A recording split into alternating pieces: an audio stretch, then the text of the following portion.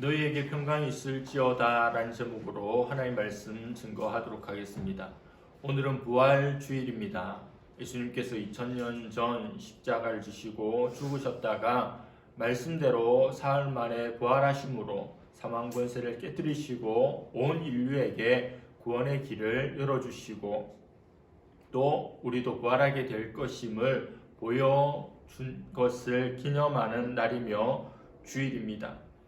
기독교의 수많은 절기 가운데 또 수많은 사건 가운데 가장 중요한 날이 부활주일이고 또 부활의 사건입니다. 우리 주님께서 2000년 전에 죽음에서 다시 살아나셨습니다. 이것을 여러분들 믿으십니까? 사람이 죽었다가 다시 살아날 수 있습니까? 이것은 의학적으로, 과학적으로, 상식적으로 불가능한 일입니다. 그러나 죽었다가 살아난 존재는 예수님만이 아닙니다. 성경 속에도 죽었다가 살아난 이들이 있습니다. 성경에 나오는 인물로 엘리야는 사르밧 과부의 아들을 살렸습니다. 뒤를 이은 엘리사도 수넴 여인의 아들을 살리는 일이 구약 성경에 있었습니다. 그리고 신약에 와서 예수님께서는 죽어서 냄새가 나는 나사로를 살리셨죠.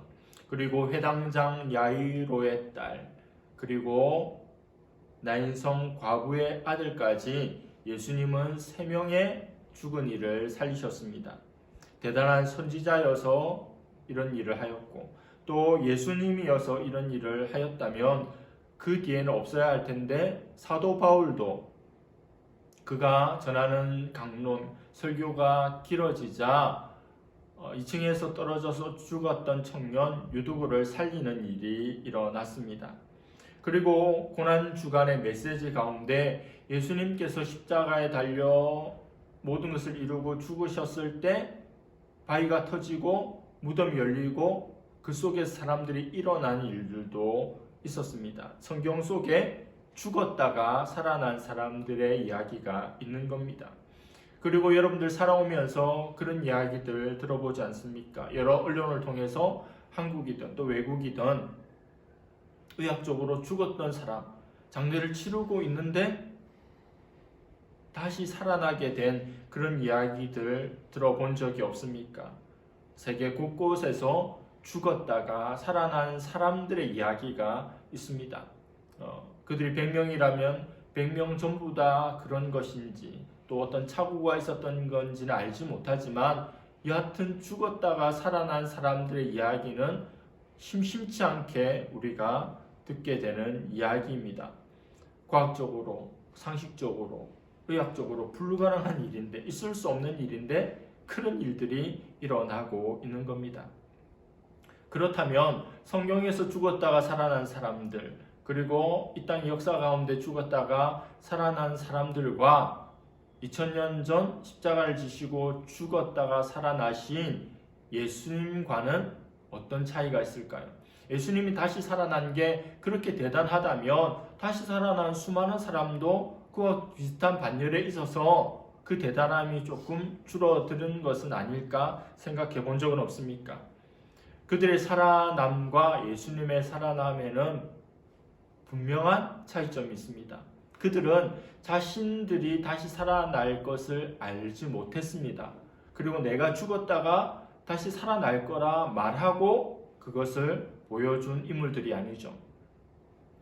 수많은 사이비 이단 교주들이 자신은 부활한 예수 그리스도라고 이야기하지만 그들이 육신을 가진 인간인지라 다 죽어서 없어집니다. 그리고 다시 살아나는 일은 절대 일어나지 않습니다. 그러나 우리 주님께서 다시 살아나는 것은 다르죠. 예수님께서는 자신이 살아계실 때 내가 십자가 지고 죽고 난 후 3일 만에 살아날 것이라고 말했습니다. 그 말씀대로 살아난 겁니다. 다른 이들은 어떤 일들로 인하여 누군가에 의해서 살아나게 됐다면 예수님은 그분이 말씀하신 대로 자신의 능력으로 사망 권세를 깨뜨리시고 부활하셨기에 그분은 하나님이신 것이 증명이 된 겁니다. 죽었다 살아난 사람들에게 다시 죽어보라고, 그래서 다시 살아나 보라고 이야기하면 그럴 수 없는 겁니다. 오직 예수님만이 특별한 죽으심과 특별한 부활을 경험하게 되는 겁니다. 제가 좋아하는 운동 탁구를 하다 보면 저도 알지 못했던 그런 기술이 나와서 저도 놀라고 상대도 놀라는 그런 일이 있습니다. 그때 제게 탁구를 가르쳐줬던 선배가 하는 말이 그거 다시 한번 해보라고 이야기를 합니다. 그럼 저는 다시 못하죠. 그러면 제 실력이나 제가 연마한 기술이 아닌 겁니다.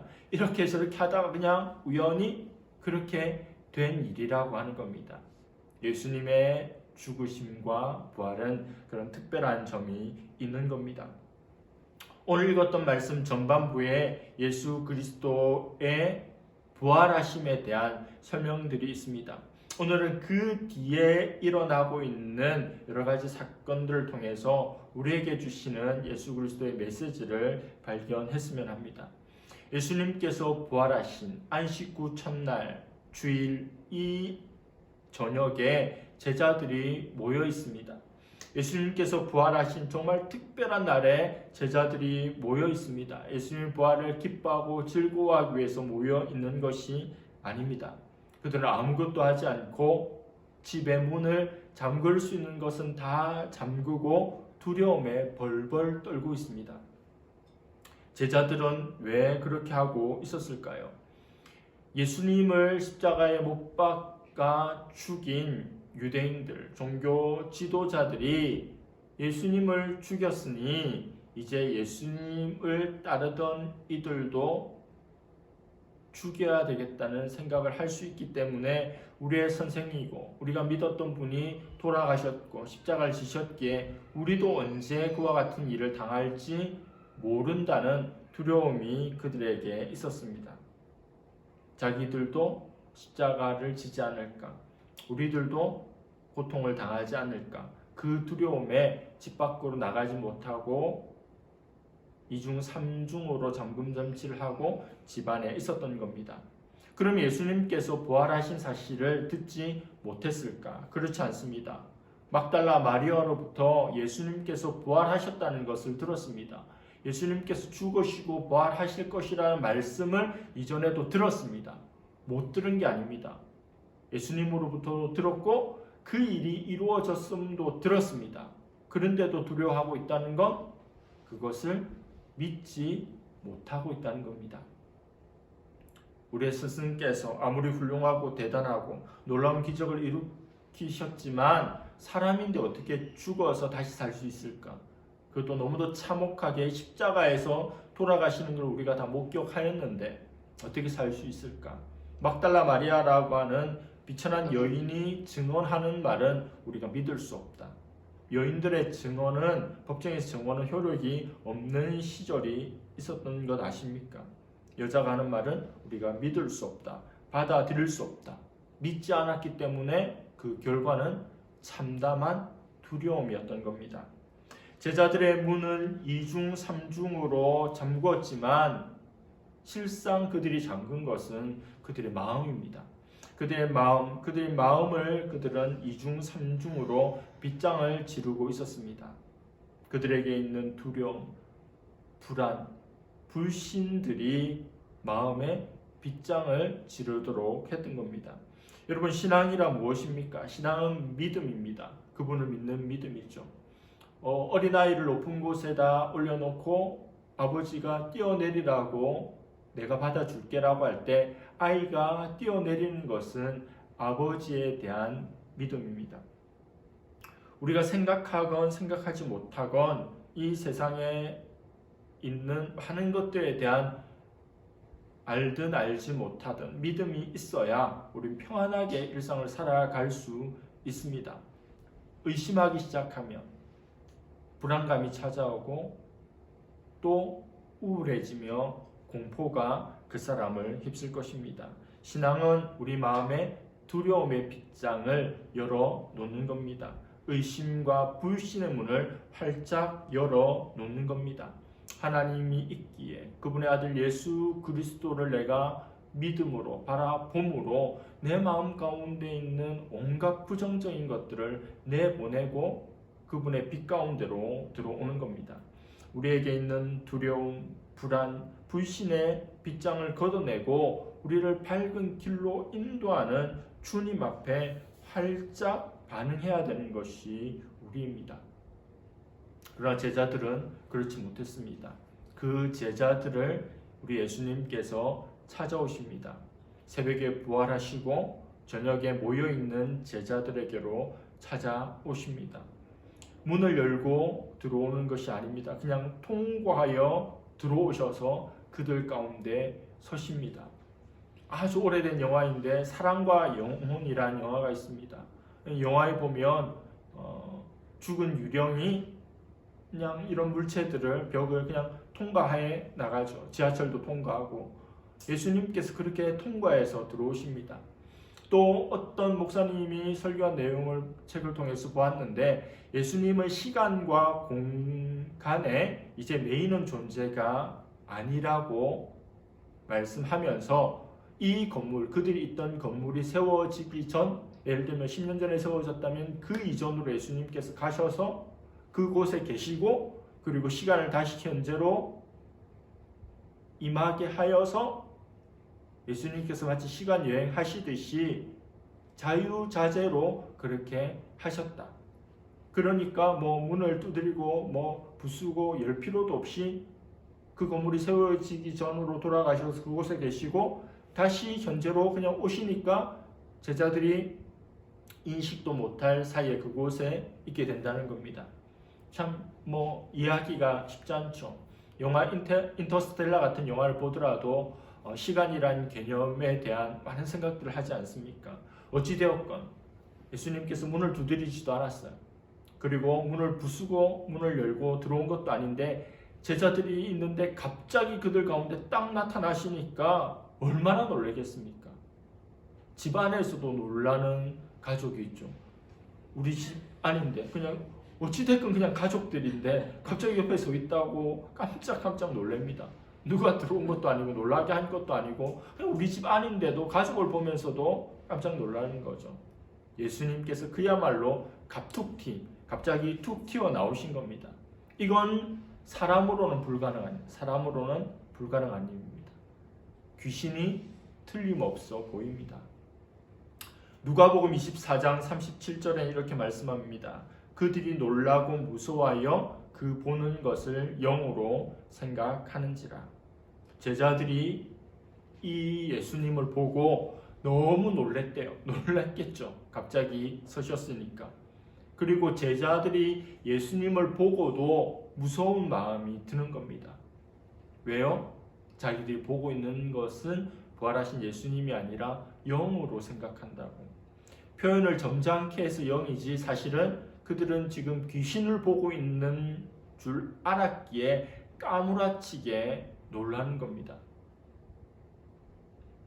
제가 중학교 때 수련회를 갔는데 OL이라고 있던 이 지역에서 저 지역으로 막 이동하고 미션을 수행하고 하는 게 있는데 선생님이 그랬는지 직구준 선배들이 그랬는지 논두렁 같은 걸 지나가고 있는데 밑에서 갑자기 막 뛰어나와가지고 제가 고함을 질렀던 너무 놀라서 온몸이 소름이 쫙 끼치는 경험을 한 적이 있습니다. 그렇게 한 이유는 무서워하지 말고 두려워하지 말라는 그런 과정을 보여주기 위함이었겠죠. 예수님께서 나타나셨지만 귀신으로 여겼기에, 그것도 갑자기 나타난 귀신으로 여겼기에 제자들이 너무 놀라고 두려워했다는 겁니다. 그러나 귀신의 특징이 뭡니까? 육신이 없다는 겁니다. 몸이 없다는 거죠. 아무리 만지려고 해도 만져지지 않습니다. 그러나 부활하신 예수님께서는 귀신이 아닙니다. 영이 아닙니다. 온전한 육신을 가지고 있습니다.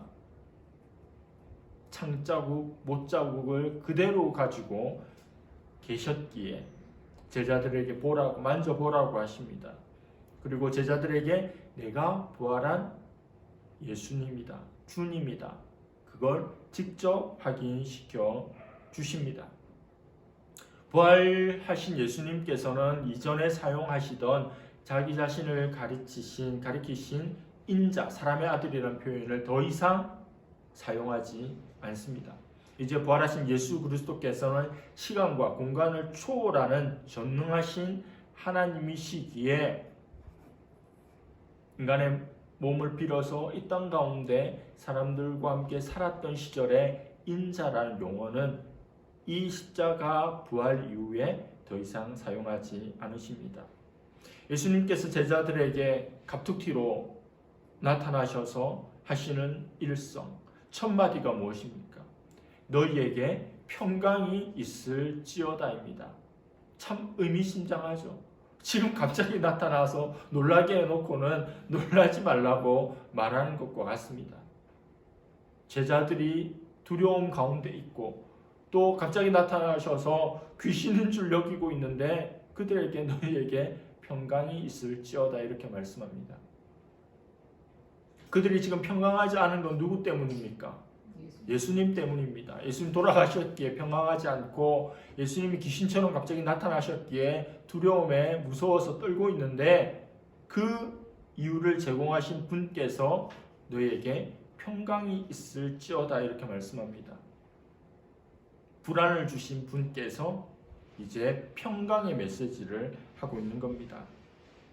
그리고 이 말씀을 한 번만 하신 게 아닙니다. 말씀하시고 또 너희에게 평강이 있을지어다 이렇게 두 번 말씀하십니다. 평강이란 단어는 헬라어로 에이레네란 단어입니다. 이건 히브리어 샬롬, 우리가 잘 알고 있는 샬롬이라고 하는 단어를 번역한 겁니다. 평강, 평안, 평화, 화평 다 같은 맥락입니다. 샬롬이라는 말은 유대인들이 이스라엘 사람들이 지금도 가장 즐겨 쓰는 그런 인사말입니다. 샬롬, 평강, 그리고 마라나타, 주님 다시 오시옵소서. 이 두 가지를 만나거나 헤어질 때 가장 많이 주고받는 인사말입니다. 그러나 주님께서 오셔서 이 말씀을 하신 것은, 그리고 두 번이나 거듭하신 것은 그저 의례적인 인사가 아닙니다. 안녕, 헬로우, 그냥 보통 일상의 인사말로 그들에게 한 게 아닙니다. 왜요? 세상에 같은 인사를 연속해서 두 번 할 사람은 없거든요. 안녕 해놓고 좀 이따 다시 안녕 할 이유가 없다는 겁니다. 그리고 이 일이 있고 난 후 8일 후에도 제자들이 여전히 모여 있었고 처음에는 없었던 의심 많았던 도마가 있는 그 현장에도 지금처럼 갑툭튀 하셔서 너희에게 평강이 있을지어다 이렇게 말씀합니다. 이건 어떤 의미일까요? 십자가 지시고 죽으셨던 주님께서 사망 권세를 깨뜨리시고 사단의 머리를 박살내시고 제자들에게 제일 먼저 나타나셔서 제일 먼저 주기를 원하셨던 메시지가 바로 평강입니다. 그들이 평강을 누리기를 원하셨습니다.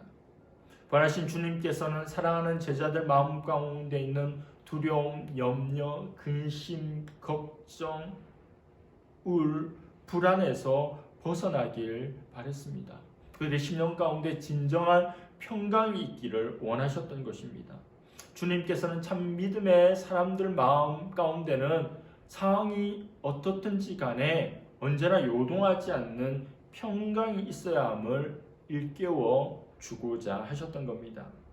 저도 이 평강을 위해서 매일 기도하고 있습니다. 호수와 같은 평안함을 달라고 기도합니다. 하루를 살다 보면 이렇게 욱하는 때도 있고 또 마음이 다운되는 때도 있고 힘들고 지칠 때도 있고 또 여러 가지 걱정이 엄습할 때도 있는데 그때마다 이렇게 흔들리고 저렇게 흔들리는 것이 아니라 호수와 같은 잔잔한 평강이 있기를, 종지물 정도의 마음의 상태가 아니라 갈릴리 호수와 같이 바다로 불릴 만큼의 그 호수와 같은 마음의 넓이로 흔들리지 않는 평강이 있기를 구하는 겁니다. 인간은 에덴 동산에서 하나님 말씀을 어김으로 타락하게 되었고 평강을 잃어버렸습니다. 하나님과 친구처럼 대화하며 편하게 대했던 아담과 하와가 하나님의 눈을 피해서 숨게 되었고 옷으로 자기의 부끄러움을 가리게 되었습니다. 그때부터 사람들 가운데 불안과 두려움이 있으며 그러므로 말미암아 평강을 추구하게 되었습니다. 이 세상에는 참된 평안이 없습니다. 그렇지만 일시적인 또 거짓된 평안으로 사람들을 속입니다. 세상이 주는 평안은 일시적인 것이기에 언제나 돌고 돌아 다시 불안한 상태로 올 수밖에 없습니다. 그 불안을 극복하고 평강을 유지하고자 그렇게 발버둥치면서 살아갑니다. 그래서 사람들은 최고로 행복한 순간에도 최악의 상황들을 생각하면서 상상하면서 떠올리면서 불안해하기도 합니다. 어거스틴은 우리가 주님 안에 온전히 거할 때까지 우리에게 평강은 없다고 말하고 있습니다. 우리 인생의 평강은 이 땅에 있는 것이 아니라 하늘로부터 오는 하나님께서 주시는 평강입니다. 부활하신 주님께서 주시는 평강은 어떤 평강입니까? 먼저 사죄로 말미암은 평강입니다. 23절에 너희가 누구의 죄든지 사하면 사하여질 것이요 누구의 죄든지 그대로 두면 그대로 있으리라 하시니라. 사람에게 불안이 찾아오는 가장 주요한 요인은 죄라는 겁니다. 교사에게 잘못한 아이는 교사를 피하게 됩니다. 부모에게 잘못한 아이는 부모를 피하게 됩니다. 배우자에게 잘못한 배우자는 배우자를 피하게 됩니다. 에덴 동산에서 아담과 하와가 하나님을 피했듯이 잘못이 있으면 피하고 숨는 것이 인간이죠. 범죄를 저질러서 도망 다니는 그런 범죄인들이 많지 않습니까? 최근에 뉴스를 보더라도 온통 범죄 이야기이고 그 사람들 잡혔다는 이야기죠. 그런데 오랜 기간 공소시효가 끝나갈 때까지도 피해 다녔던 범죄자들이 잡혔을 때 억울해하기보단 의외로 담담하고 차라리 잘 됐다. 탈옥범 신창호도 마찬가지고 오히려 차분한 그런 모습을 보입니다. 왜 그럴까요? 죄책감 때문에 늘 두려움 가운데 다녔는데 이제 잡혔으니까 내 죄값을 치를 수 있게 됐구나. 오히려 잘 됐다. 편안해졌다. 그 마음을 가지는 겁니다. 그게 죄의 무게감입니다. 가장 무거운 짐이 죄의 짐이라 하지 않습니까? 그런데 주님께서 이 죄의 짐을 해결해 주셨습니다. 예수님이 십자가를 지신 것, 그리고 예수 그리스도께서 부활하신 것, 이것이 기독교의 두 기둥이고 가장 중요한 핵심 교리인데 이것은 바로 죄의 문제, 우리 인생의 죄의 문제를 해결하기 위함이었습니다. 대신 죽어주셨고 죽음을 이기시고 부활하심으로 죄에서 승리를 주신 겁니다. 어떤 종교 지도자들도 어떤 철학도 어떤 도덕도 할 수 없는 죄의 문제를 해결받게 된 겁니다. 그리하여서 평강을 누리라는 것이고 또 우리가 누군가에게 복음을 전할 때 그 사람도 죄의 종으로 죄에 매여 있고 죄책감 가운데 늘 있는데 이 죄의 문제를 해결함으로 그 마음 가운데 평강이 온다는 겁니다. 다음으로는 두려움을 극복하는 평강입니다. 오늘 제자들이 두려움 가운데 있는 것은 유대인들에게 잡혀서 죽게 되거나 고통당하게 될 것에 대한 두려움이었습니다. 그러나 죽었다가 부활하신 예수님께서 딱 등장하시자 그분이 우리의 주님이시라는 것을 깨닫고는 두려움이 물러갑니다. 네, 주님께서 성령을 받으라 하셨고 또 죽음을 이기시고 부활하신 분이 우리의 주님이라는 것을 보았기 때문입니다. 더 이상 죽음을 무서워하지 않는 존재가 되었습니다. 두려워해야 할 존재, 경외해야 될 존재, 하나님에 대한 예수님에 대한 그 두려움과 경외감이 있으니 두려워하지 않아도 될 세상에 대한 두려움이 사라지게 된 겁니다. 마지막으로는 빼앗기지 않을 평강입니다. 아무도 우리를 그리스도의 사랑에서 그리스도와의 관계에서 끊어놓을 수 없습니다. 아무도 주님 주시는 구원과 자유와 은혜를 앗아갈 수 없습니다. 우리 주님은 우리 평강의 원천입니다. 원인입니다. 인간이 두려워하는 죽음을 깨뜨리시고 부활하신 주님께서 우리와 함께 하시는데 우리가 어찌 두려워하겠습니까? 그 주님의 아버지 하나님을 나의 아버지로 모시고 살아가는데 어떻게 평강이 없겠습니까? 요한복음 14장 27절입니다. 평안을 너에게 끼치노니 곧 나의 평안을 너에게 주노라. 내가 너에게 주는 것은 세상이 주는 것과 같지 아니하리라. 너희는 마음에 근심하지도 말고 두려워하지도 말라. 우리 주님은 평강의 주님이시고 그 평강을 우리에게 주십니다. 이런 평안을 위해서, 평안을 유지하기 위해서 우리는 다음과 같이 기도해야 합니다. 무릇 지킬 만한 것보다 우리의 마음을 지키는 것이 중요하지 않습니까? 마음을 지키는 자는 성을 지키고 성을 빼앗는 자보다 더 낫다고 말씀합니다. 우리 일상 가운데 우리 마음 지키기가 참 쉽지 않은데 이런 기도로 나아가야 한다는 겁니다. 빌립보서 4장 6절에서 7절 말씀입니다. 아무것도 염려하지 말고 다만 모든 일에 기도와 간구로 너희 구할 것을 감사함으로 하나님께 아뢰라. 그리하면 모든 지각에 뛰어난 하나님의 평강이 그리스도 예수 안에서 너희 마음과 생각을 지키시리라. 아무것도 염려하지 말라고 합니다. 염려할 일들이 우리 인생에 많죠. 그러나 염려하지 말라고 말합니다. 대신에 기도하라고, 간구하라고 말씀합니다. 그러면 하나님의 평강이 그리스도 안에서 우리의 마음과 생각을 지켜주신다고 합니다. 염려거리가 즉시 사라진다는 말씀이 아닙니다. 염려거리가 오늘 기도해서 내일 사라지면 기도 안 할 사람이 누가 있겠습니까?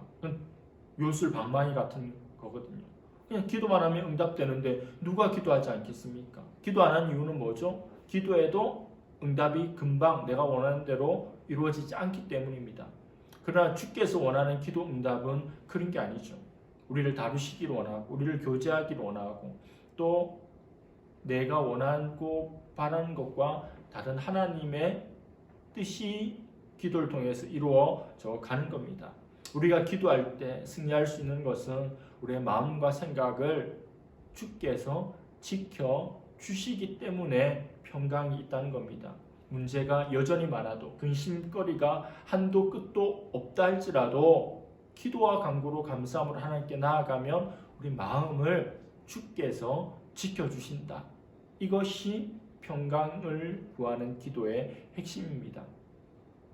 빌립보서를 쓸 때 바울은 로마의 감옥에 있었습니다. 지금도 감옥 생활이 예전만큼 힘들지는 않다고 하지만 그 당시 로마의 감옥은 상상할 수 없는 고통의 현장입니다. 2중, 3중으로 철문으로 잠겨 있었고 또 지하에 있는 감옥은 햇빛 한 자가 들어오지 않는 암흑 그 자체였습니다. 먹을 것이 제대로 공급되었을 리가 없고 아파도 제대로 치료받지 못하는 살아있으나 죽어서 가게 된 지옥과 같은 장소가 그 당시 감옥이었을 겁니다. 그러나 그곳에서 사도 바울은 평강합니다. 그리고 그곳에서 편지를 쓰는데 평강을 권면하고 있습니다. 여러분 평안하십니까? 우리는 어떻습니까? 좋은 신발이 없어서 우울한 사람들이 있습니다. 좋은 신발이 없어서 우울한 한 사람이 길을 가다가 다리 자체가 없는, 발 자체가 없는 사람을 보고는 그 우울함이 사라져버렸습니다. 무엇이 없어서 우울한 사람이 얼마나 많습니까? 집이 없어서, 차가 없어서, 돈이 없어서, 입을 옷이 없어서, 내세울 만한 것이 없어서 우울한 사람들이 너무 많습니다. 그러나 나보다 못한 형편의 사람이 얼마나 많은지 모릅니다. 로마의 차가운 감옥에 있던 바울이 우리에게 평안을 권면하고 있습니다. 우리가 바울에게 평안하십시오, 힘을 내십시오, 주님 나라 갈 것입니다 라고 권면하는 것이 아니라 감옥에 있는 그가 감옥 밖에 있는 우리에게 평강을 위한 기도를 권면하고 있습니다. 당연히 우리가 그렇게 해야 하지 않겠습니까? 평강의 반대말은 무엇입니까? 불안입니다. 마음이 흔들리는 겁니다. 철학자 알랭드 보통이 쓴 불안이란 제목의 책이 있습니다. 저자는 책에서 불안의 원인 5가지를 언급하고 그 해결도 5가지를 제시합니다. 그 5가지는 거의 제가 수긍하는 것이고 일반적으로 받아들일 만한 것이고 그가 제시하는 해답은 한 인간으로서 제시하는 것이라 그냥 읽고 말았습니다. 그가 말하는 불안의 5가지 원인은 이것입니다. 사랑 결핍, 속물 근성, 기대, 능력주의, 불확실성. 자, 사랑 결핍. 우리가 많이 들어서 아는 것처럼 우리는 사랑받아야 하는 존재인데 내가 사랑을 받지 못하면 내가 불안해지는 겁니다. 어떤 이들이 재물을 얻고자 권력을 얻고자 하는 것도 사실 재물과 권력을 얻으면 사람들에게 더 사랑받을 수 있는 존재가 되기 때문에 그것을 추구한다 이렇게 설명합니다. 속물근성이라는 것은 지위와 관련된 것인데 나한테 높은 지위가 없으면 불안하고 우울해진다는 겁니다. 내가 더 높은 지위로 올라가려고 하고 또 그렇지 못한다면 다른 높은 지위에 있는 사람과 친분을 쌓고 관계를 맺음으로 내가 높아지는 것과 같은 마음을 갖기를 원하는 거죠. 세 번째는 기대입니다. 기대는 물질적으로 세상이 계속 진보해 나가는데 그 사회 속에서 내가 원하는 것을 그때그때 얻게 되는 것에 대한 바라는 그 태도를 말합니다. 능력주의는 부자들은 사회적으로 굉장히 인정받고 효용성 있는 사람으로 여겨지고 또 도덕적으로 훌륭할 것이라고 생각하는 반면에 가난한 사람은 그렇지 않다고 생각하는 태도입니다. 가난한 사람을 2번 죽이는 거죠. 가난이라는 것으로 인해서 불편함과 고통을 겪고 있는데 그 사람에게 수치라는 것도 안겨준다는 겁니다. 불확실성은 앞으로 어떤 일이 펼쳐질지 모르기 때문에 두려운 마음들, 걱정의 마음들이 생깁니다. 수긍이 되는 부분들이 많죠. 이런 불안들을 어떻게 극복하며 세상을 살 수 있겠습니까? 지금까지 살아온 것만큼 또 그 이상으로 이 세상을 앞으로 살아갈 것인데 이러한 요인들 또 더 많은 요인들이 존재하는 이 세상 가운데 어떻게 불안하지 않고 안정적으로 평안하게 살 수 있겠습니까? 하나 질문을 하겠습니다. 단지 육체적으로만 생각했을 때 저와 여러분 중에 누가 더 편안한 상태에 지금 있습니까? 당연히 여러분들입니다. 저는 2발로 지금 서 있는 대신에 여러분들은 신체의 많은 부분을 의자에 이렇게 엉덩이와 등을 의자에 기대고 편안하게 앉아 있습니다. 저보다 여러분들이 더 편안하죠. 근데 더 편해지려면 어떻게 해야 되겠습니까? 아예 자리를 깔고 들어 눕는 게 제일 편합니다. 우리의 몸을 어떤 곳에 맡기고 기대고 의지하는 것이 많아질수록 더 편안해집니다. 등산을 할 때도 내 힘으로만 가는 것보다는 작은 것이라도 지팡이라도 하나 짚고 있으면 그게 그렇게 그 사람에게 힘이 되고 도움이 되는 겁니다. 하나님과 우리의 관계도 이렇습니다. 하나님께 많이 맡기면 많이 맡길수록 우리는 편안해집니다. 나 자신도, 우리 자녀도, 내 직장도, 경제적인 부분도, 건강도, 미래도, 나의 더러운 성격도 여러 가지 것들을 하나하나 주님 앞에 맡겨드리며 위탁해드리며 우리는 그만큼의 평안함을 누릴 수 있다는 겁니다. 바닷물에 나 자신을 맡겨서 누우면 뜨게 되지만 내가 아둥바둥할 때 그 바닷물은 나를 띄워주지 못합니다. 바다 위를 걸어오는 예수님을 향해 저도 주님처럼 걷기를 원합니다. 베드로가 이야기했을 때 주님은 놀라운 역사로 베드로를 물에서 걷게 합니다. 인류 역사상 처음으로 인간이 물 위를 걷는 이것도 상식과 과학으로 설명될 수 없는 기적이죠. 그러나 그렇게 걷다가 바람이 불고 물결이 일어나는 것을 보면서 두려운 마음이 드니까 그냥 물속에 빠져드는 것이 어쩔 수 없는 인간입니다. 오늘 평안하다가도 다른 요인에 의해서 흔들릴 수 있다는 겁니다. 작은 것이라도 주님 앞에 하나씩 맡겨드릴 때 평강을 누릴 수가 있습니다. 그래서 저는 기도할 때 그런 것까지 기도하나 싶은 것까지 자세히 또 구체적으로 내 마음대로 할 것이지만 그런 것조차도 주님 앞에 아뢰면서 기도합니다. 주님께 맡기는 거죠. 주님께 기대는 겁니다. 내 스스로 결정하고 나아가기에 너무 무겁고 불안하고 또 힘들기에 주님께 던져버립니다. 주님 지시라고 내어드립니다. 그럼 주님께서 지어주십니다. 오직 하나님을 온전히 믿는 그 사람에게 하나님의 온전한 평강을 허락해 주십니다. 우리에게 주님은 지금도 질문하십니다. 네가 평안하냐? 네가 평강하냐? 네가 평안을 누리기를 원하냐? 나의 평안을 곧 너에게 주기를 원하니 나를 믿고 나에게 모든 것을 맡기려. 높은 곳에서 아버지에게 뛰어내리는 아이처럼 주님 앞에 주님께 모든 것을 맡겨드리고 주님 품에 뛰어안길 수 있는 그런 저와 여러분 또 평강의 삶 일주일이 될 수 있기를 간절히 바랍니다. 기도하겠습니다. 하나님 아버지, 사망권세 깨뜨리시고 부활하신 예수님께서 제자들에게 너희에게 평강이 있을지어다 말씀하시며 평강을 묻고 평강을 주시는 말씀을 묵상하였습니다.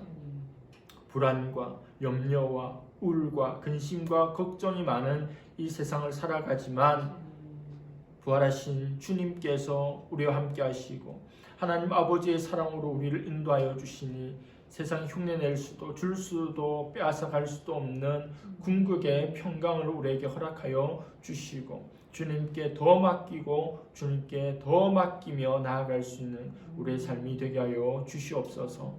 감사드리며 예수님의 이름으로 기도드립니다. 아멘.